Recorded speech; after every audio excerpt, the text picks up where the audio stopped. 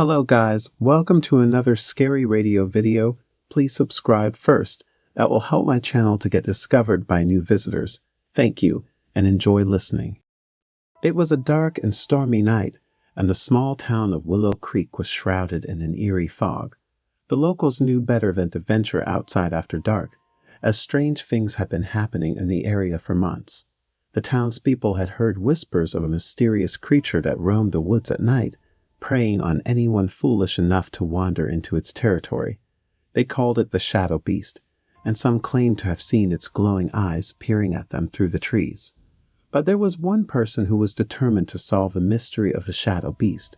Her name was Amelia, and she was a scientist who had dedicated her life to studying cryptids and other unexplained phenomena. Amelia had come to Willow Creek to investigate reports of the Shadow Beast, and she was determined to get to the bottom of the mystery.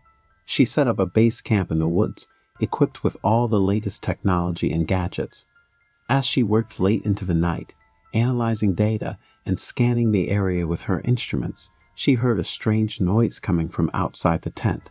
It sounded like footsteps, heavy and deliberate.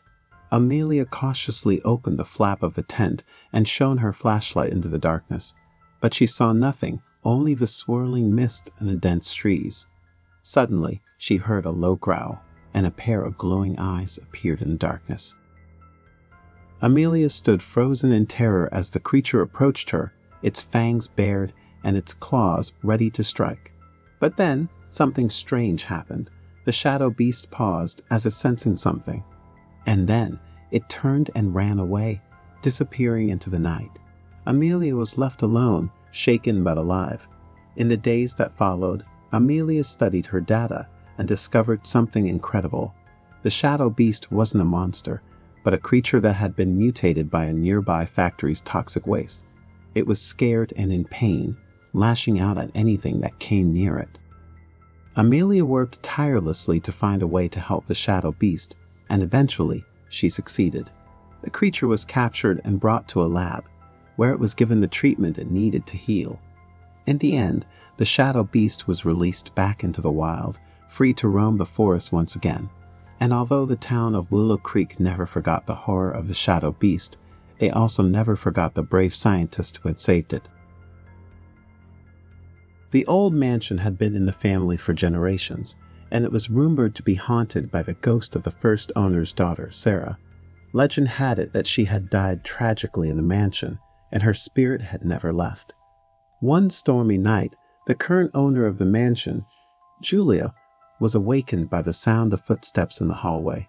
She sat up in bed, listening intently. The footsteps continued, growing louder and closer.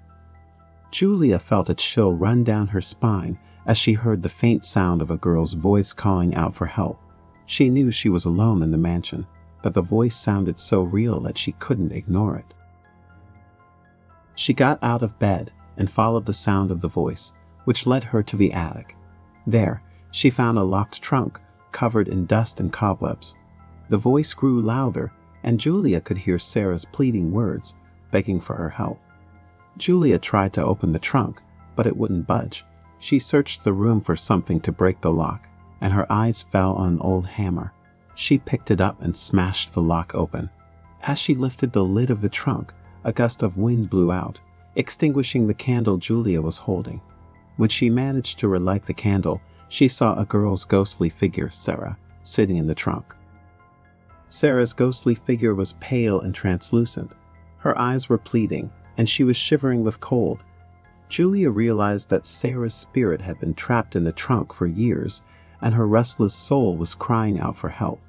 With tears in her eyes, Julia held Sarah's ghostly hand and promised to help her find peace.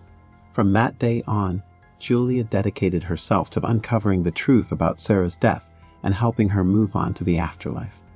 Years later, Julia passed away, but her descendants say that on stormy nights, they can still hear Sarah's voice and footsteps in the mansion, seeking help and comfort from those who hear her call.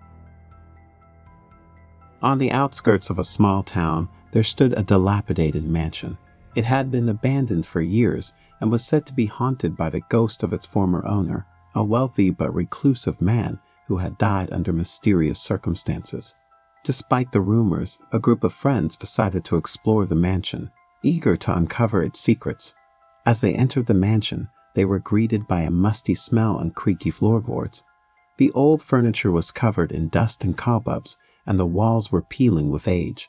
As they made their way through the mansion, they heard strange noises coming from the upper floors. Doors would slam shut, and footsteps echoed in the empty halls. The group tried to dismiss the sounds as their imagination, but the feeling of unease grew stronger with each passing moment. Eventually, they came across a room with a large portrait of the former owner hanging on the wall. His piercing eyes seemed to follow them around the room, and his stern expression sent shivers down their spines. Suddenly, the room grew cold, and the group could feel a presence in the room with them. They turned to leave, but the door slammed shut, trapping them inside. The portrait on the wall began to warp and twist, and the ghostly figure of the former owner emerged from the painting. He was shrouded in a mist, and his eyes glowed with an otherworldly light. The ghostly figure began to move towards the group, and they realized that they were in grave danger. They tried to escape, but the doors and windows were sealed shut. As the ghostly figure closed in on them, the group huddled together in terror. The mansion was alive with supernatural energy, and they knew that they were in for a long and terrifying night. It was a dark and stormy night when a young couple, Jake and Emily, found themselves stranded on Maple Street. Their car had broken down, and they had no choice but to seek shelter in the only house nearby, a creepy old mansion that had been abandoned for years. Despite the foreboding feeling they got upon approaching the house, they had no other option and decided to take their chances and knock on the door. As soon as they stepped inside, they felt an eerie chill run down their spines. The house was old and dilapidated, with cobwebs and dust covering every surface. Strange noises echoed through the halls, causing the hairs on the back of their necks to stand on end. But they had no choice but to stay the night, as the storm outside showed no signs of letting up. As they settled into one of the upstairs bedrooms, they noticed strange writing etched into the walls. The words were barely legible, but they seemed to be some sort of warning. "Get out now," the writing read, "before it's too late." They tried to ignore it, thinking it was just some prankster's idea of a joke. But as the night went on, they couldn't shake the feeling that something was terribly wrong.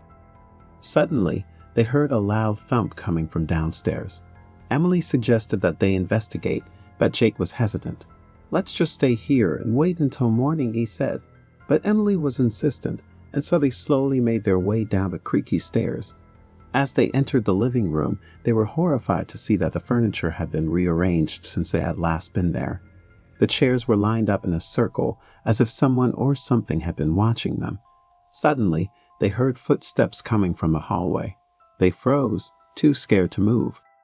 Out of the darkness stepped a figure, shrouded in black. Its eyes glowed in the dim light, and its breath was ragged and heavy. "Who are you?" Emily whispered, her voice trembling. The figure didn't answer, but instead raised a gnarled hand and pointed to the front door.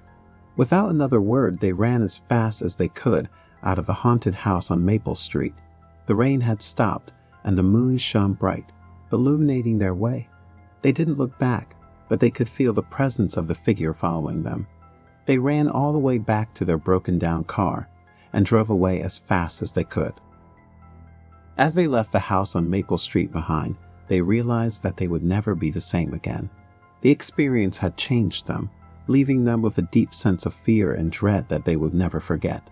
From that day on, they knew to never trust their instincts, for they had no idea what lurked in the darkness. Thank you for listening. If you want me to tell you another scary stories in the next coming radio videos, let me know in the comment below. Don't forget to like, subscribe, and share.